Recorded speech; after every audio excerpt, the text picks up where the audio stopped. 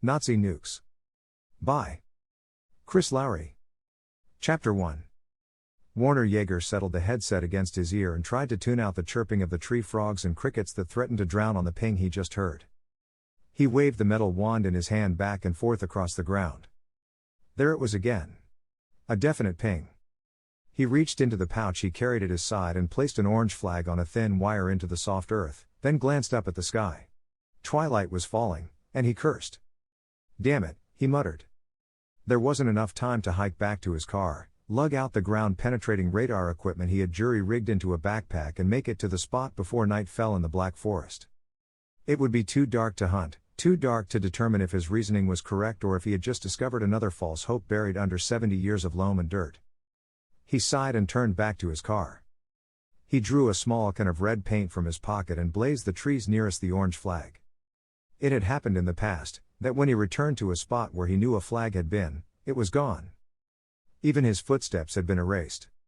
Warner Yeager had been hunting for Nazi secrets for the better part of 20 years, and he knew that some one of the past kept buried. He knew that whoever wanted to keep it hidden could steal the flag this time. He had come prepared. Chapter 2.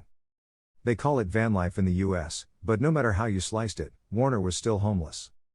He lived in the back of his van, modified with a mattress and piled with gear and belongings that he struggled to keep neat. He kept folding camp chairs and a tarp strapped to the roof for the occasions where he found a spot he could set up for more than one night. He would stretch the tarp for shelter, set up the chairs outside of the van and make a porch which doubled as kitchen and dining area. If someone had suggested to him that he would be living in a van in a foreign country at some point in his life, Warner would have laughed in their face. Love is a fickle bitch. Still, he ran into interesting people living a dirtbag life. There was no expensive rent to pay, and so his costs were extremely low. He could make a month's food bill in one day of artifact hunting and selling to a local pawn shop, and he had a month's food in the van, and money to pay for next month in a savings account, so at least that was covered. Sometimes it was only beans and rice, but he just reasoned that helped keep him trim. The dirtbag van life allowed him to pursue his passion of treasure hunting and trail running. He ran every day, and worked out on tree limbs, doing pull-ups and climbs, and dropping to crank out sets of push-ups. Once that was done, he would either go to a library to conduct research or comb the hidden forest trails searching for a clue he had uncovered. It had been one such clue in a paper archive that led him to the edge of the forest where he was encamped. There was an editorial about the going-ons in the forest outside of the village, a rant against secrets in the woods. That was all. Warner took to the trees to bushwhack a run to see what he could discover.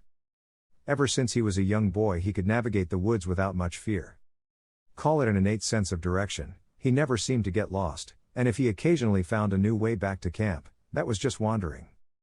He wandered among the game trails and brush, searching, and when he came across an old overgrown path as wide as a roadway, his stomach surged in excitement. He ran back to van, blazing the trail with flags, gathered his equipment and promptly lost his way. The flags were removed. He found the trail again before dark, made his way back to camp in the twilight, and again the flags went missing as he searched the next morning.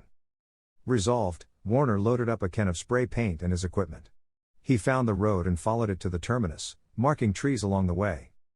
At the end of the road, he found a clearing. The woods were on their way to reclaiming the land as nature abhors a vacuum, but Warner could pace off the dimensions through thick grass. It was 400 yards by 100. If it was an abandoned bunker, it was a big one. He cast around the edges of the wood, searching for obvious openings. Sometimes in their haste to cover their tracks, the retreating soldiers didn't cover entrances well enough, and over the years, the dirt settled on the uneven ground. It created a slight depression and change in landscape for those who knew how to find it, but Warner could not. He unstrapped the clunky metal detector and began searching. It took him most of the day, and twilight began to filter through the trees before the pings let him know he found something. He marked the spot with paint and a flag and made his way back to camp, shooting small mists of aerosol along the way to mark his path. Chapter 3. The flags were missing again the next day, but the splotches of paint sprayed on the trees were still there. Yeager followed them along the blazed path with a rucksack full of gear and a fully charged smartphone so he could take pictures. He was already anticipating the discovery. Chances are the bunker would be empty. Many were. But there was also a chance he would run across some artifacts from the era which he could offload with a collector he knew and put some cash in his pocket. If it was really good stuff, depending on the condition, he could bypass the collector and go to some black market contacts he had. There were some real sick people in the world who liked to possess nasty things or things that once upon a time represented nasty times. Jaeger just picked them up and delivered them and pocketed the cash with a no harm no foul state of mind that served him well so far. He reached the clearing faster today, just as the morning sun started to drift over the treetops. He unshouldered his pack and scratched out an outline of the hole in the ground and started scraping down in one corner. He only went 4 inches or so before hitting metal. He nearly split his cheeks with a grin. It took less than an hour to scrape off the rest to reveal a sheet of metal over a doorway. He worked on that for an hour more before he could pry open an edge and make a small passageway. Jaeger grabbed a long maglite from his back and slipped a backup torch into his belt. He started back toward the opening and paused. Sure, the bunker was probably closed for the past 70 years, but what if there was another opening, and what if some animal decided to make a den of the place? It wouldn't be the first time something wild had chased him out of a hole. He turned around and grabbed a machete just in case. Jaeger slipped into the dark recess behind the metal door and flicked on the flashlight. The strong beam washed over the dusty concrete that led further back into the black. The dust was thick and undisturbed, so at least no animals had made it this far. He waved the light back and forth. There were no artifacts either, just rough concrete walls, a rough concrete floor, and the only difference the ceiling had were bare bulbs hanging every 10 yards or so. He glanced over at the wall and saw a breaker box. Jaeger opened the box carefully. It squealed in the darkness and sent goosebumps up and down his arms. No matter how brave he was, there was an atavistic response to noises in the dark. He dropped the switch and nothing happened. He didn't really expect it to, but it would have been nice to push back the darkness, even if only every other bulb worked. He turned back to the tunnel, aimed the light toward the end and gripped the handle of the machete before he started marching. Chapter 4. At the end of the tunnel was a large open cavernous space. Jaeger surmised it extended well beyond the edge of the clearing above.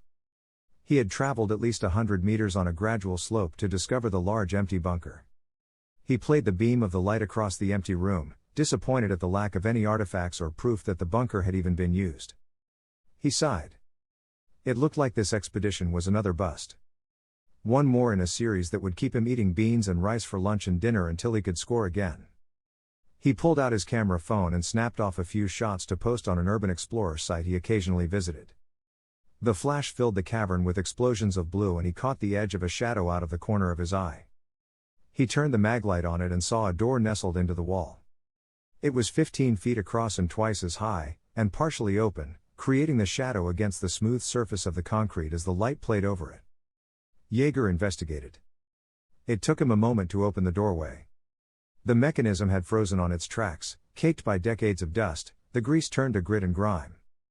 He placed both feet against the wall and shoved with his back to squeeze open enough room to fit through. He fell through with a small fear that the door might rebound shut, but it didn't. It remained where he moved it, the same grit he fought against now working in his favor as a doorstop. Jaeger stood up and dusted off his hands and knees. He fumbled the light up and sucked in his breath. The narrow beam revealed 6 long rocket-shaped canisters mounted on rail carts and aimed toward the far wall. Another door, the mirror of the one he came through, stood closed there, with rails leading under. The rockets could be carried through the door on a rail system. He held up his phone and started clicking photos and closed his eyes against the flash of the bulb to preserve his night vision. It was shot anyway because the bright strobe made it through his eyelids. When he opened them again, spots still danced in a kaleidoscope of colors. The shadows shifted and swirled together as he drew closer to the rockets. Each was roughly 40 or 50 feet long, about 6 feet around. He saw the familiar symbol of a faded swastika and shuddered. Nazis. He was in the right place for it, and the tubes were definitely World War II relics. This was something he would have to sort through the collector, though, if he even could. He wondered if they were still live and backed away from the silver cylinders. The light of the flashlight played across another symbol he was familiar with, 3 squares on a yellow background. Nuclear. He zeroed the light in on the symbol and studied it for a moment. A nuclear symbol on a Nazi rocket from the last World War. The Nazis had nukes. Jaeger backed away and bumped up against the wall. This was a find. Most treasure hunters go their whole life without a big haul, but being the man who discovered unknown Nazi nukes would put him on the cover of every magazine. He'd make the rounds of talk shows and maybe even get his own show on Discovery or Travel Channel. Finally, big corporations would start to fund his treasure hunting ventures. There was the hunt for the Amber Room he wanted to conduct, a lost pirate treasure on an island of Costa Rica, a Templar treasure on the Dominican Republic. His head filled with visions of how it would go. A giant trawler retrofitted for his adventures, a camera crew and assistants following him as he made films of his adventures. A book deal, maybe one for each new find. This was huge.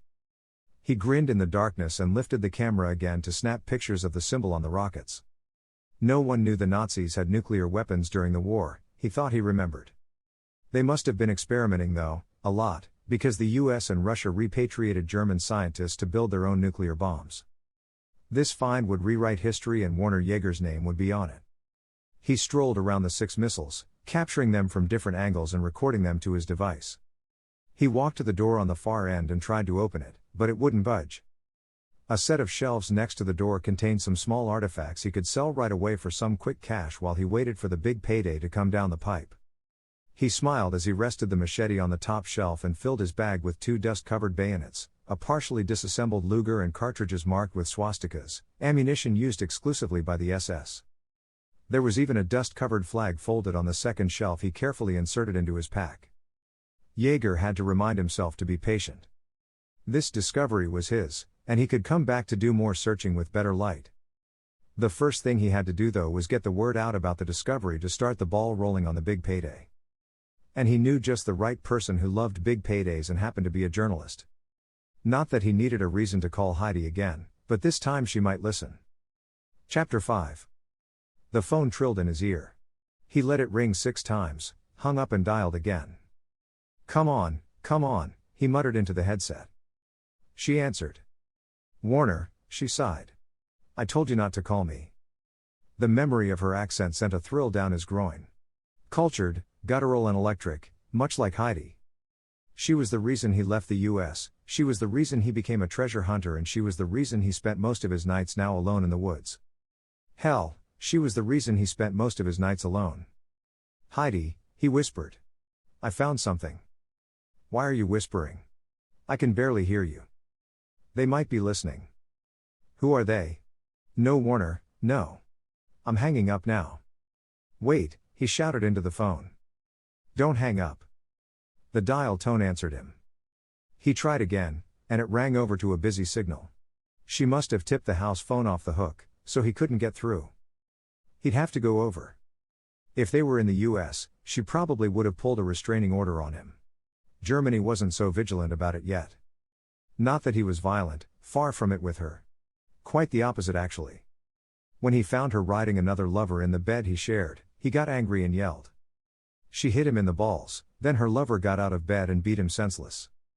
He came to in a pile of his own blood-covered clothes at the front of the apartment. He attempted to reason with her.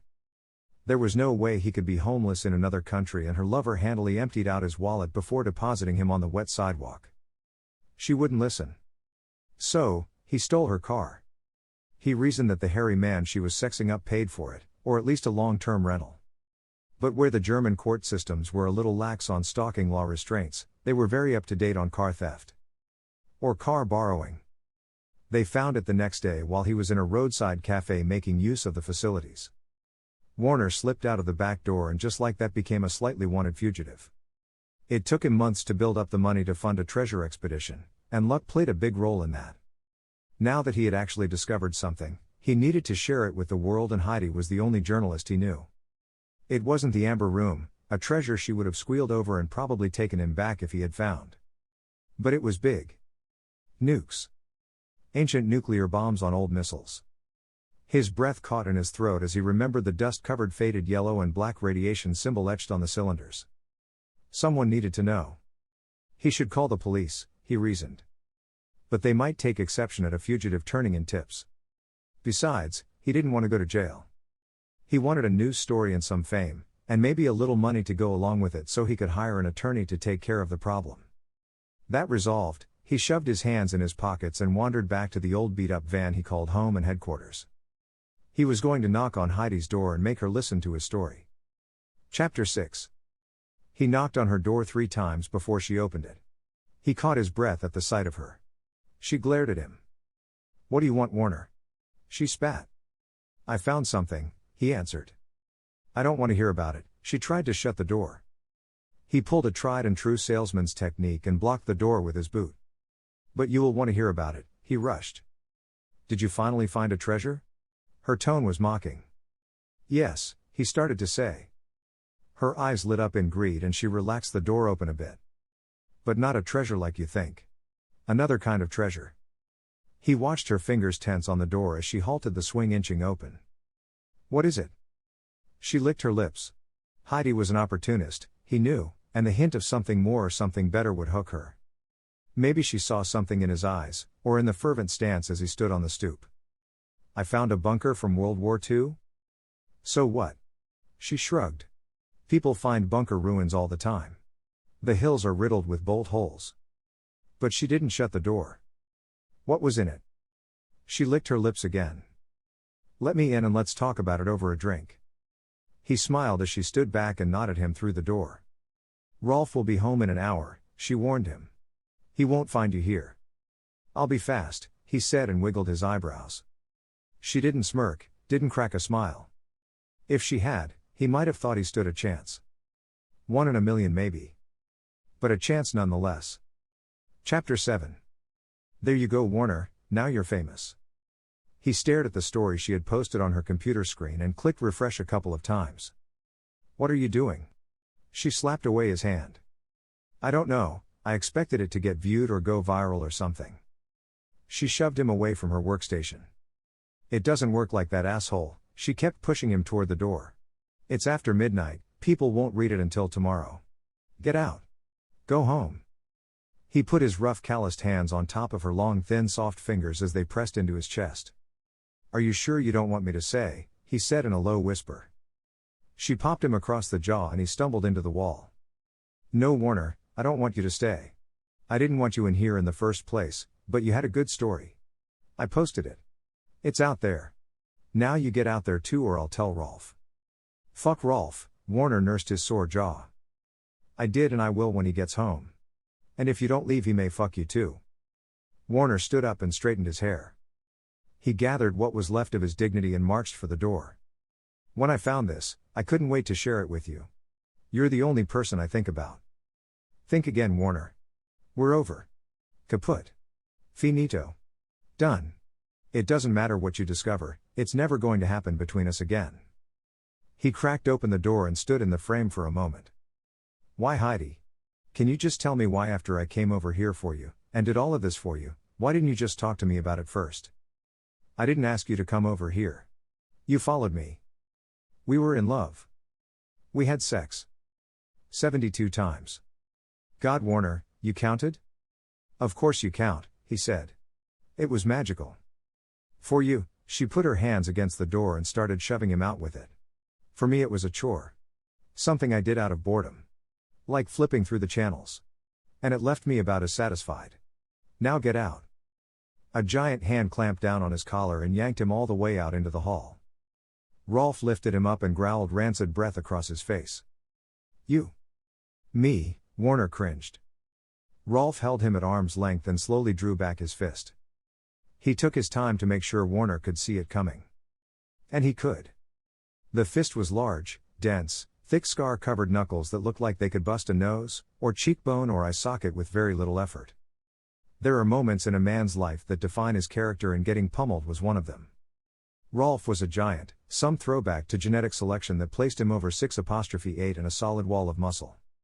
Being beat by him was inevitable, like a glacier carving through the soft soil of a valley. Warner knew he couldn't win, Rolf knew he couldn't either, and so fighting back would be an exercise in futility. Like punching a bear.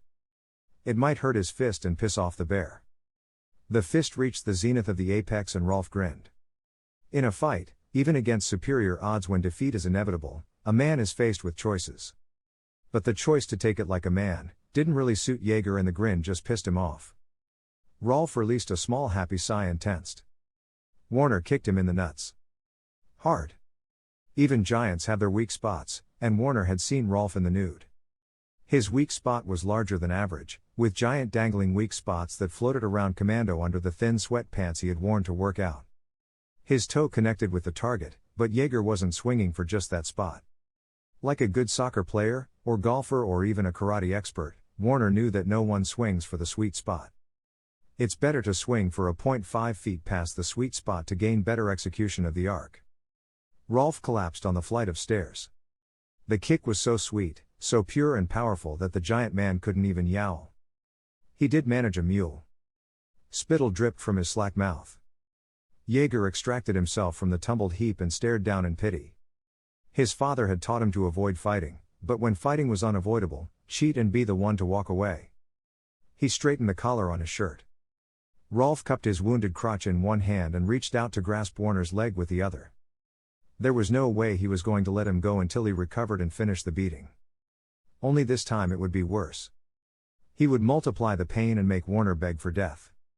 But death wouldn't come, only the merciless onslaught of his giant fists. Jaeger kicked him again, this time in the stomach. Rolf couldn't breathe. The mewling was soundless gasps. He cradled his stomach with both hands. Jaeger lashed out and planted his foot in the giant's nuts again. Rolf passed out. He didn't stick around this time to gloat or stand over his vanquished foe. He scurried down the stairs and into the night. Chapter 8. Jaeger slowly jogged toward his van. He kept casting glances over his shoulder, just to be sure Rolf didn't chase after him. He was pretty sure he could outrun the giant in a foot race but did not want to be caught unaware. He watched the apartment door as he crossed the street to the driver's side that faced away from him. A man stepped out of the shadows by the rear bumper and punched him in the face. Jaeger collapsed on the street. "Swine," the man muttered in German. He yanked Jaeger off the dirty asphalt and slammed him into the door of the van. The metal dented. His attacker pulled a vintage Luger from his jacket pocket and pressed it against Jaeger's neck. For the glory of the Führer, the man growled in sauerkraut-scented breath. "Row," Jaeger gagged. "Don't bleed on my shoes." Rolf grabbed the man holding him by the scruff of his coat and tossed him across the sidewalk into the darkness beyond. They listened as the man rolled down the embankment in a series of crashes, yelps and short outbursts of pain. "You're dead," Rolf growled and reached for Jaeger. It worked one time, so he tried again with a knee to the groin. Rolf twisted and took it on the thigh. His face split in a leer as strong hands closed on Jaeger's throat and lifted him off the ground to slam him into the van again. A gun butt bounced off Rolf's skull. He slithered into a collapsed heap on the sidewalk, dropping Warner beside him. "Hello, Mr. Jaeger," menaced a voice. Jaeger glanced up. A man stood over him in gray pants, gray shirt and black shiny boots. It looked every inch a uniform without any emblems or epaulette. It was modeled after something familiar, some military picture he had seen before. "Crap," Jaeger muttered. "Not crap, Mr. Jaeger. I am Major Dieter of the SS." He held a black-gloved hand down to Warner and jerked him off the ground. "You will come with us," he motioned with his head. "What about your friend?" Jaeger glanced around, searching for a way to escape. "He is of no consequence," Dieter stated. "But you, Mr. Jaeger, you are very much of some consequence. Or there will be consequences for what you have learned." Rolf groaned and rolled over. He pushed himself to his knees. It distracted Dieter and the second soldier he was with. The moment was all Jaeger needed. He shoved Dieter into the soldier and took off running. The two men untangled themselves and started after. Rolf swiped a giant paw and caught the soldier by the foot. The man screamed as the giant crawled up his back and smashed his face into the asphalt with a loud crunch. Dieter cracked his skull with the gun again and gave chase to Jaeger. But it was too late. The street was empty. Chapter 9. Jaeger sprinted around the corner and searched the sidewalk and street. It was almost empty, but up ahead in the distance, he saw a shimmering light spilling from a doorway. A sign above the window announced pub. He ran for the door and glanced over his shoulder before slipping inside. He shouldered his way through the small crowd staring at the football match on an ancient TV bolted to the ceiling and settled into a corner of the bar. The bartender rolled over. "Beer?" he asked. "Knob Creek," Jaeger ordered. The bartender pointed to the man next to him. "He killed the bottle." The man glanced over at Jaeger. He was average height, muscled like an endurance athlete with an air of danger and menace about him. He stared at Jaeger with unforgettable eyes.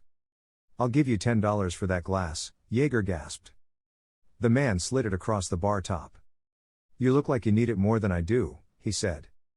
Jaeger quaffed it and slammed the empty down. "Two more," he called to the bartender. "Next best for me and my new friend here."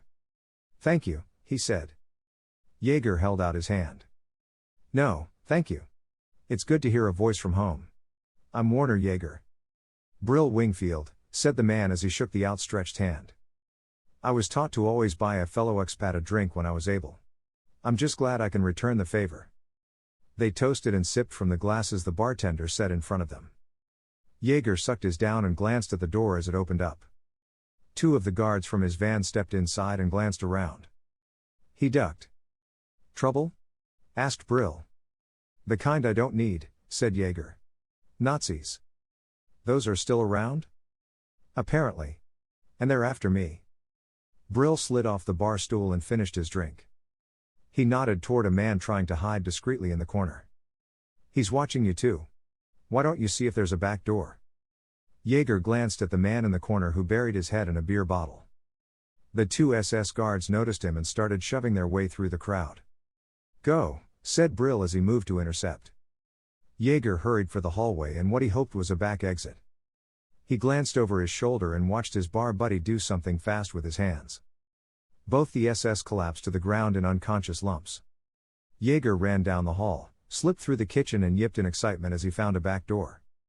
He almost crashed through it into the underlit alley and paused to decide which way to go. A hand fell on his shoulder. It was the man from the corner booth. "I know someplace safe," he grunted and led Jaeger down the alley away from the street. "Wait," he tried to disengage but strong fingers clamped down on his arm and steered him with ease. "It is no problem," the man continued. "I am Mosey, we have been watching you. I am here to help you." Chapter 10. Mosey opened the door and stepped back to usher Jaeger in. It was pitch black inside, not even lights from the street penetrated the windows. He swallowed. "Listen," said Jaeger. "Thanks for helping me and all, but I think I'm going to be going." Mosey shook his head. He grabbed Jaeger's wrist and twisted his arm behind his back and up between his shoulder blades, then Duck walked him forward into the dark room. "Ow," shouted Jaeger. "You're hurting me, damn it." "It does hurt, yes," said Mosey. He plowed Jaeger into a metal pole in the middle of the room with a resounding clang. The captive whimpered and clutched the growing knot on his brow with his free hand. "What was that?" "Pole," said Mosey. He released Jaeger and flipped on the lights. Another man sat in a chair next to the curtained windows. "You're just sitting in the dark?" Jaeger asked the stranger as he alternated between rubbing his brow and rubbing his wrist. "My thoughts exactly," asked Mosey. "What and waste the electric?" the man in the chair offered. He was the same height as Mosey, with similar features. The men could have been related, cousins maybe. "Are you guys cousins?" asked Jaeger. Mosey spun him around and yanked his hands away from his head. He pulled Jaeger's arms around the pole and zip-tied them. "Cousins? Maybe," he answered. "Are you my cousin, uncle?" The older man lifted a large hat off his balding head to reveal a shining dome. "It is possible," he groaned as he stood up and walked over to face Jaeger. "It is more likely I am your uncle though and deserve to be treated with respect." He yanked Jaeger's head back by the hair and punched him across the jaw. Jaeger spit blood on the floor. "What the hell did you do that for?" "To remind you," warned the uncle as he wagged a finger under Jaeger's nose. He slapped him again and rocked the man's head against the metal pole in the middle of the room. Mosey walked around from behind Jaeger and stood next to his uncle. "Should we tell him?" "What use is telling him?" the old man argued. "He may be working with them." "He's not working with them," sighed Mosey. "If he was working with them, they would not put his picture on the news." "You don't know the way they think," his uncle tapped a gnarled finger to his temple. "I do. I have hunted these bastards for 70 years now." "You're only 66, Mosey reminded him. "Yes, but I thought about it before I was born." His uncle motioned him over to the window and bent his head in close. "We do not share our secrets lightly," he said. Jaeger could still hear them. "I can still hear you," he called out. "If you're going to say something that I shouldn't hear and then kill me because I overheard you, I'm just letting you know, I can still hear you. So, talk quieter or something. He is harmless, Uncle, Mosey continued in a low voice. A homeless man with no affiliation. He is stooping, the reporter, the uncle countered. Not anymore, interjected Jaeger. Not for months now. The old man raised an eyebrow as he glanced over his shoulder at the bound man. You were there tonight, no? You followed me? We followed the men who were following you, yes, said Mosey. I didn't stoop her, Jaeger raised his chin. He could have stooped her, said the uncle. It would be a quick stoop, but he looks the type. Hey, said Jaeger. I can stoop for a long time. I don't stop till we're both satisfied. Booby, I saw her when you left, said the uncle. She did not look satisfied. That's because there was no stooping. I did not stoop her, not tonight. Mosey waved him off. See, Uncle, he's innocent, at least of collaboration with the journalist. We need to know what he knows. I'll tell you what I know. To be sure he is telling us the truth, we must employ the pain. Don't employ the pain, said Jaeger. I'll tell you everything. Fire the pain. Lay it off. Don't employ the pain. He's joking, said Mosey. Would an evil man joke like this? I have seen the evil that men do, and they will laugh at another man's pain. They laughed at this. He held up his left hand.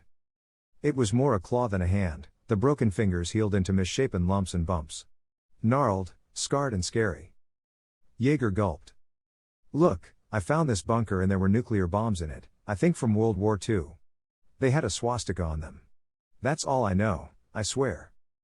The old man moved away from Mosey and began rooting around in a bag next to the table by the window. He pulled out a ball-peen hammer, a pair of pliers and a knife. Jaeger gulped again, louder this time. I thought you were rescuing me? Torture, rescue, it's two sides of the same coin, yes? No, shouted Jaeger. No, it's definitely not two sides of the same coin. It's opposite coins, quite different coins. Mosey shrugged. No skin off my back. Maybe a little of yours, what do you think? Jaeger tried to press further into the pole, but it didn't yield. Damn metal pole and the zip tie holding him. Something clicked in his mind. Zip tie. He thought about it for a second as he watched the old man prepare. Mosey went to the wall next to the window and watched too, a disgusted expression on his face. Jaeger worked the tip of his finger into the small block of plastic the strap of the tie fed through. He dug with the tip of his nail to catch the plastic tooth holding the strap in place. Zip ties were a strip of plastic with grooves on one side. Those grooves fed through the block and thin piece of plastic and the angle held the strip in place. It took 8 tries, but when the old man picked up a hammer and limped toward him, Jaeger managed to catch the edge of the tooth with his nail. He yanked and pulled. The zip tie slid open and he was free. Jaeger howled and ran toward the old man. He body checked him with a shoulder and sent him crashing into the table full of instruments. He kept running and slammed through the door. He could hear Mosey running behind him. He made the stairs and took them 3 at a time until he hit the sidewalk. Jaeger burst through the door and took off up the sidewalk.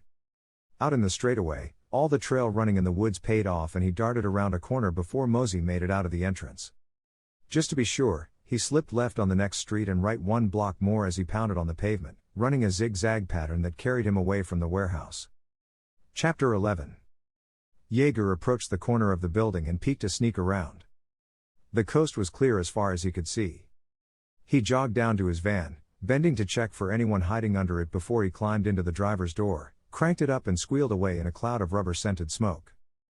He turned off the boulevard and into a straightaway. The road was clear. He sighed and relaxed back into his seat. 2 hands reached around the back of the headrest and gripped him by the throat. He tried to shriek, but it was a strangled yelp. Rolf was laying in his bunk, hidden in the shadows and the mound of a sleeping bag. Jaeger lost control of the wheel. It popped up on a curb and coasted to a stop against a building. Rolf yanked Jaeger into the back and straddled him on the mattress. Can't kick me in the nuts now, Ja. The back doors folded open and bathed the interior in blinding white light. Halogen headlights from a rumbling Range Rover blinded Rolf. 2 men with AK-47 rifles aimed them inside the van. Do we kill them? One of them called back. 9, a voice from the Range Rover answered. Bring them both. The men reached in the back of the van and yanked Rolf off Warner. He began to struggle, but a rifle barrel shoved into the soft of his neck quieted him down. They dragged Warner out of the back and zip-tied his hands behind him. They did the same to Rolf and walked the two men into the back seat of the Range Rover. "Bring the van? We'll dispose of it at the compound," the man in the passenger seat instructed. He turned around and pointed a well-worn Luger at the two of them. "I do not wish to be cliché," Dieter said in a cultured accent. "But do not move." Warner would have raised his hands, but they were strapped behind him. Chapter 12. "It was quite an interesting story you posted on the internet, Mr. Jaeger," Dieter said from the front. "Is it true?" Jaeger clamped his lips closed and stared out the window. "I'm sure you know you will talk," Dieter continued. "It is not a matter of if, but when once the persuasion starts." The SS officer turned in the seat and grinned at them. "I assure you I can be very persuasive." Jaeger shrugged. "Does the cat have your tongue?" "He busted my lip," Jaeger lisped. "It hurts to talk, idiot." Rolf snorted. Dieter turned back to the front and watched as the Range Rover approached a compound on the outskirts of the city. It was a nondescript warehouse, the only structure on a block in an industrial compound. The doors rolled back to admit them and closed back to shut out the night. The warehouse was empty, except for several vehicles parked near the rear of the structure. They surrounded a single wooden chair. The Rover they were in pulled to a stop in front of it, headlights casting long shadows across the floor behind it. "Ah, Mr. Jaeger, I believe your seat is ready," said Dieter from the front with a chuckle. Jaeger shivered. Rolf didn't snort this time. "Your discovery is of great benefit to us, you know." Dieter opened the door and ushered the two men out of the back. "We have been searching for this particular trove for quite some time." One of the SS guards with a bruised face and bandaged arm yanked Jaeger across the room and shoved him into the chair. "Tell your friend I am looking for him," he growled. "You didn't learn your lesson the first time?" Jaeger shot back. The guard slapped him with an open hand, knocked him over backwards in the chair. "Pick him up," Dieter instructed. The guard hauled Jaeger up off the dirty concrete floor and set him upright in the chair. "Shall I tie him?" "Not yet." Dieter motioned the other guard to move Rolf away several steps. He approached Jaeger and bent down so their eyes were on the same level. "Mr. Jaeger," said the Nazi. "I am a patient man, but as I stated, we have been looking for this possession of ours for quite a long time. It is the culmination of a plan set in motion many decades ago. I wish you would no longer stand in the way of that plan and tell us where the bunker is located." "You don't know?"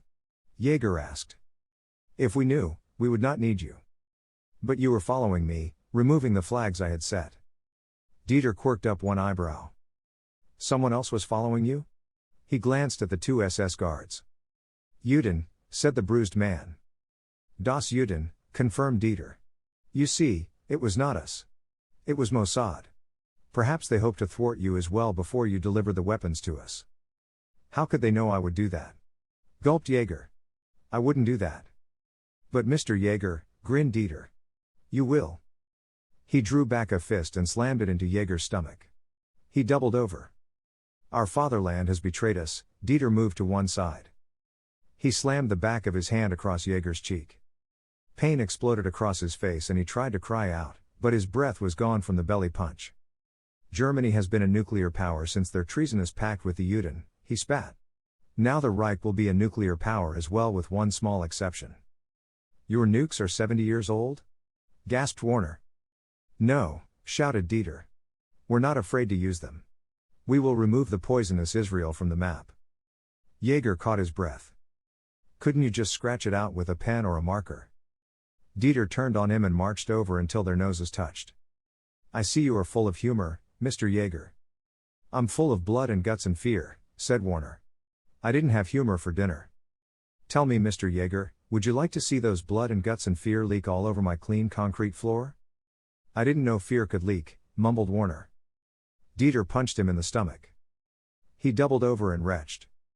"I can have your fear spread in many directions, Mr. Jaeger," threatened the Nazi. "I'm not going to talk," gasped Warner. He knew he would. Everybody talked, at least that's what all the spy guys said in the thrillers he used to read or watch on television. It's not a matter of if, but when. Still, he wasn't just going to hand the nukes over to Nazis. It's like that guy who postulated, would you kill Hitler in World War I if you could time travel back? No good would come of it. Even if you saved 6 million Jews and 7 million others, plus the civilian casualties of World War II and priceless artifacts lost to the bombs and fires. All right, he thought as he struggled to catch his breath. He would kill Hitler if he had the chance to time travel and do so, but putting nukes in Nazi hands in this century wasn't going to happen. Not on his watch. Tell them already, Rolf whined. Warner glared up at him. Shut up, Rolf. Dieter motioned to one of his men.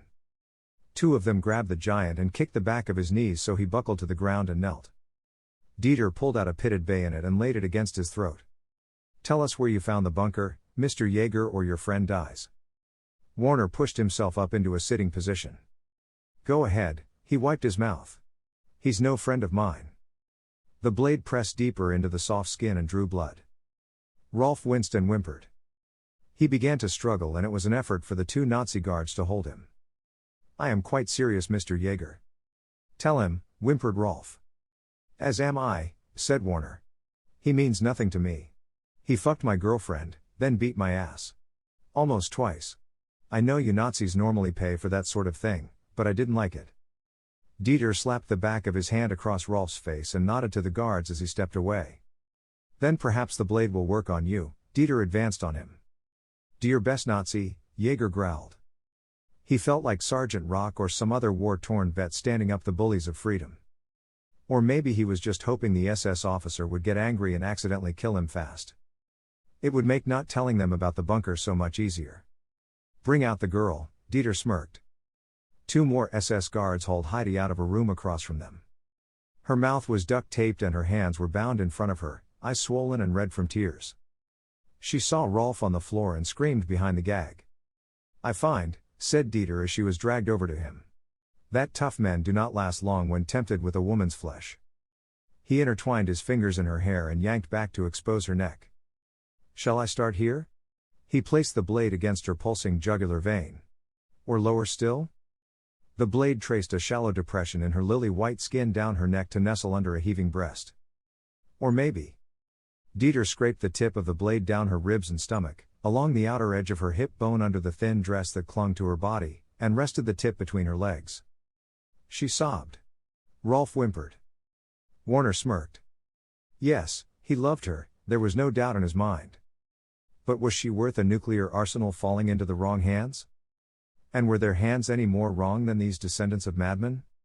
Besides, she cheated on him, broke his heart, stole from him and had her man beat him senseless.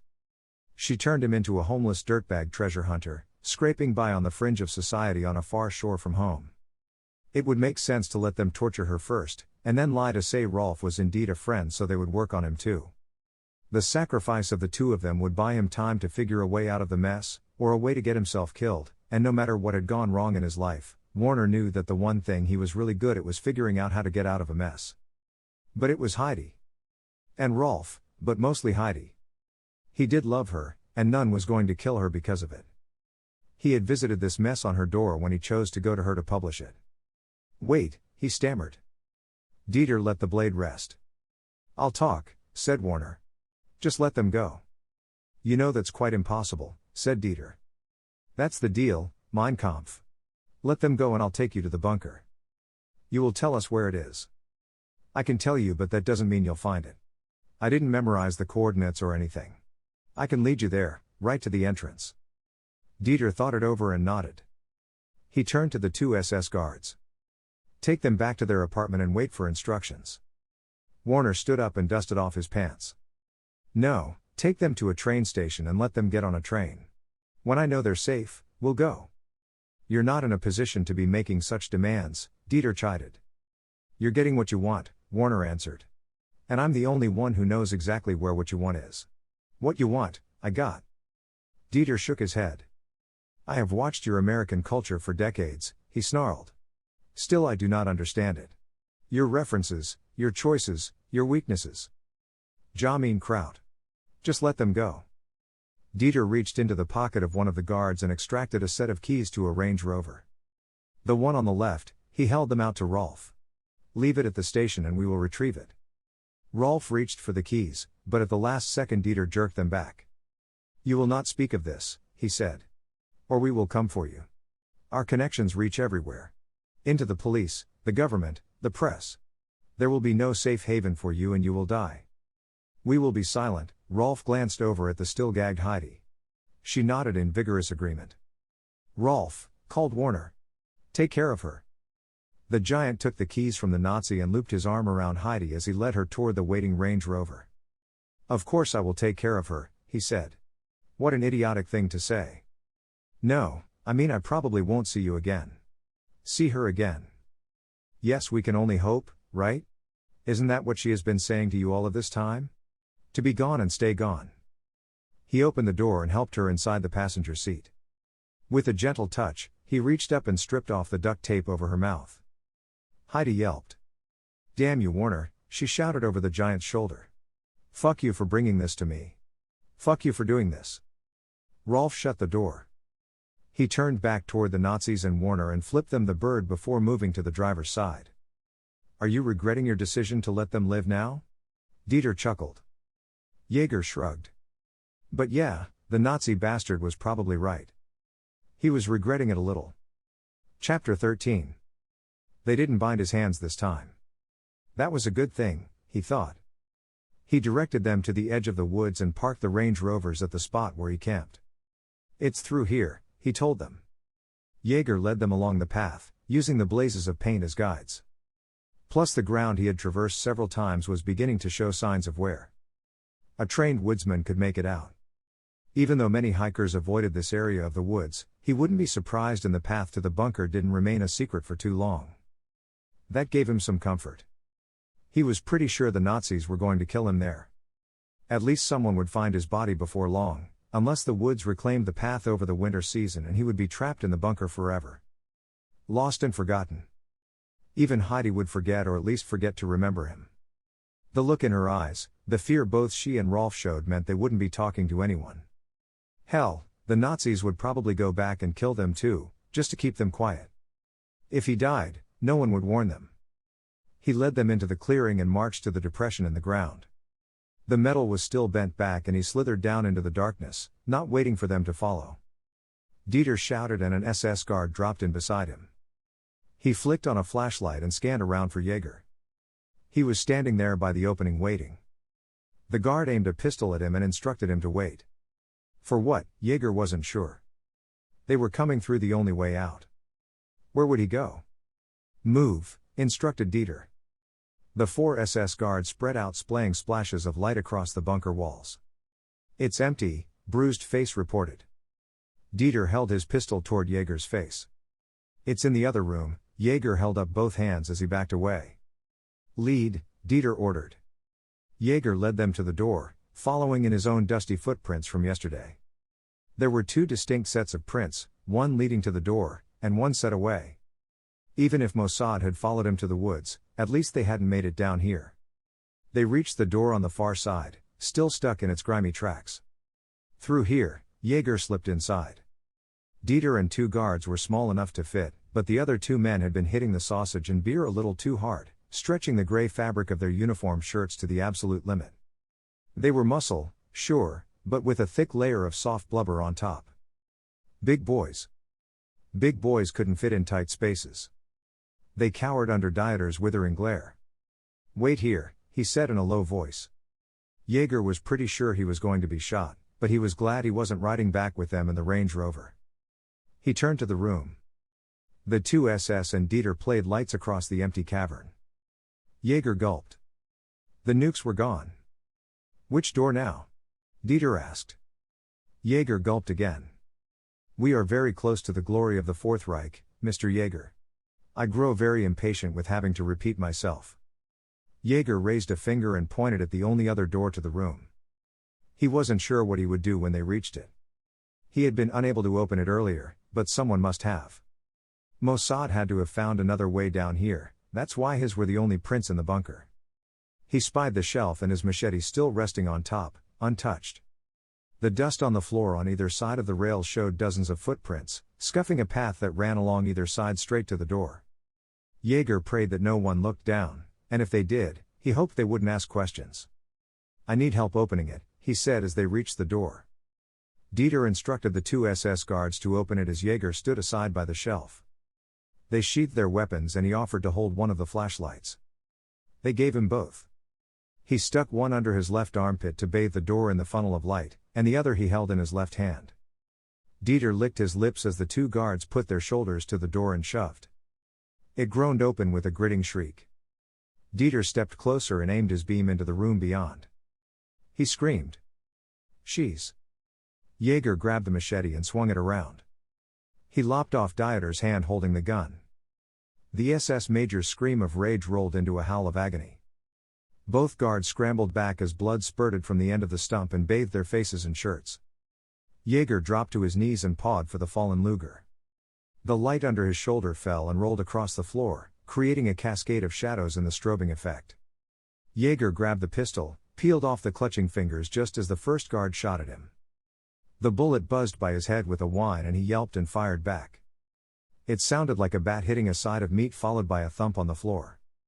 The other guard ran into the darkness. Dieter wrapped his shirt around his stump and screamed. "Kill him, you fool." The guard fired at Jaeger, but the shot went wide. "Shoot the light," Dieter commanded. Jaeger tossed the flashlight toward Dieter and jumped up to run for the far door. Bullets pinged off the concrete, first toward the light, then after his receding footsteps. The two big boy guards shined their light through the opening. Jaeger ran to one side, avoiding their beams, and when he reached the thin entrance raised the gun and shot through twice. Another SS guard collapsed, while the second backed away grunting in pain. Jaeger shimmied through the opening and ran for the exit. Behind him, he could hear Dieter screaming. "Don't let him escape." Chapter 14. Jaeger made the opening with just a few bullets whining past his head. He scrambled across the clearing and ran through the woods. This was his element. Trail running had been his obsession for years, his sanctuary to run off the pain of being kicked out, being homeless, and now for his very life. He darted off the path and bushwhacked a new trail, relying on his sense of direction to lead him toward town. He had a Luger he could offload on the collector for some cash, and his van was somewhere, if he could find it. He kept running. Trees whipped by as he dodged under branches and hurdled bushes. This was his element. Even if the Nazis made it out of the bunker, they wouldn't find him in the woods. All he had to do was avoid the roads until he made it to town, then get paid, do a quick hunt for the van and get out. It went just as he planned. He paused on the edge of a roadway and hid behind a tree just as one of the Ranger Rovers whizzed by. Jaeger could make out Dieter in the front, holding his wrapped arm up. One guard was driving with one more in the back. They must have left the dead in the bunker. He wondered for a minute if he should go back and explore, try to uncover some clues as to who stole the nuclear bombs, but shrugged it off. He was no detective and he didn't want to get caught if the Nazis returned in force. Or if Mossad showed up and decided to torture him again for a new location. Nope, he was going to stick with the original plan. Get paid. Get out. It was a good plan. He was going to miss Heidi though. Chapter 15. The van was in the exact same spot with a crowd beginning to gather around it. He was lucky it was still early morning, so only the runners and dog walkers were out. 3 people were standing beside it, debating the level of drunkenness of the driver as he jogged up. Jaeger glanced at the front of the van. Just a small dent in the bumper and the building was unscathed. He hopped in the driver's seat, cranked it up, and this time, checked his bed and back just to be sure there were no ambushes waiting. There weren't. He dropped it in gear and went straight to the collector he knew. Chapter 16.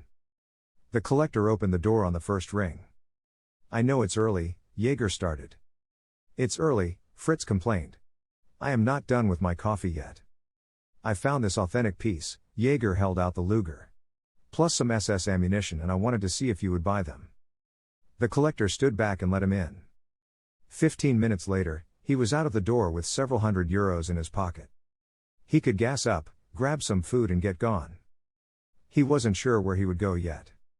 The Nazi had told Rolf they were everywhere, the police, the government. Staying in Germany was no longer an option. He wondered if he could buy enough gas to get to Spain.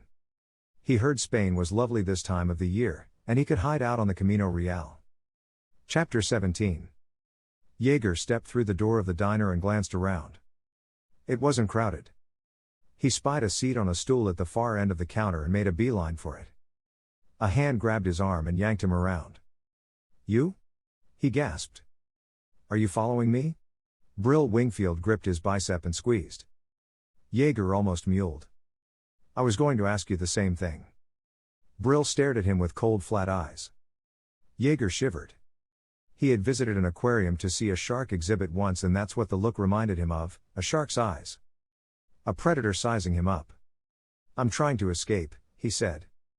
Brill let go of his arm and motioned to the stool next to him. I saw. He nodded toward a flat-screen TV bolted to the wall above the counter.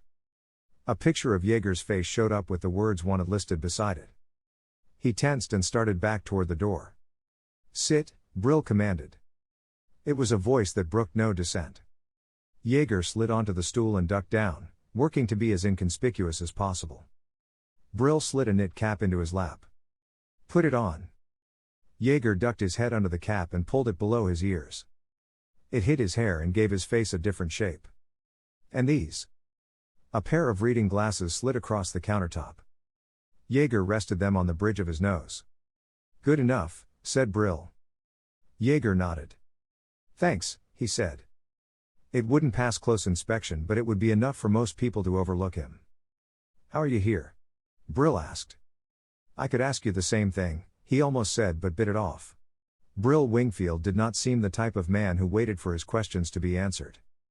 Those Nazis caught me again and took me back to the bunker where I found the nukes. Brill held up a hand to silence him while he ordered 2 coffees from the waitress. She filled their cups and didn't give Jaeger a second glance. Tell me everything, said Brill. Jaeger did, including the parts about Heidi and Rolf and how he ended up there. Nazi nukes? Brill breathed in. Jaeger nodded. Only they weren't there. Someone beat us to them. Damn it, Brill growled. Jaeger waited, but the man wasn't going to offer anything else. I got free, but now I'm wanted, he continued after a moment, glancing at the television. I've got to make the border and get out of here. If they put it out to the news, then they're watching the border, said Brill. Where would you go? Anywhere that would have me. Is that your van? Brill nodded toward the parking lot. Van? Home? Yes, it's mine. Brill nodded. You want to do me a favor? After your help last night, anything, said Jaeger. Give me a ride to Bremerhaven and I'll get you a berth on a ship. Where's it going? Does it matter? No, Jaeger shook his head. I just want to be safe. Don't we all? Brill answered. He finished off the coffee. I'm going to make a phone call. Get 2 more cups to go and meet me outside. Brill dropped a 20 on the counter. He slipped outside and pulled a smartphone from his pocket. Carver, he said after dialing. We've got a problem. Tell your alphabet boys someone has their hands on 6 nuclear missiles and get us a contract to find them. I'll be in Bremerhaven. He hung up just as Jaeger slipped out of the door, balancing the 2 cups. Brill relieved him of 1 cup. You look like you could use some rest, he said. Give me the keys. He took the keys from Jaeger and cranked up the van. You're going to love this ship, he told Jaeger. Captain makes you work for your cruise, but your room is bigger than this. It's been my home for a while, answered Jaeger. I'm going to miss it. Who said you had to leave it behind, said Brill as he dropped the van in gear. They drove up the road to the north, headed toward the North Sea and the port town of Bremerhaven. The end.